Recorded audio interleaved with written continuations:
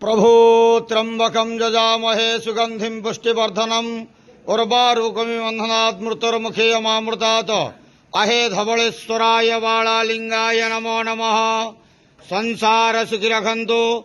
आज पवित्र धर्मर मास कार्तिक मासर प्रथम सोमवार रे समस्त श्रद्धालु भक्त मानक आश्रीपद करंतु, मनस्कामना पूर्ण करंतु, कर्म क्षेत्र उन्नति करंतु, ग्रहरिष्ट खंडन करंतु, जगतर मंगल करंतु, विश्वर कल्याण करंतु, आपणकर नाम विख्यात करंतु, सेवकर डाक श्रवण करंतु, समस्त गुआवसा भक्त मानकर मनस्कामना पूर्ण करंतु।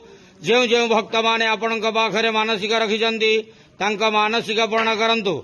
बाबा धवळेश्वराय बाळालिंगाय नमो नमः। संसार सुखी रखंतु, आनंदे गेवार। हरि बोलो।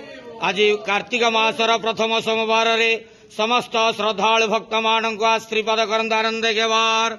हरि बोलो। बाबा धवळेश्वराय बाळालिंगाय नमो नमः।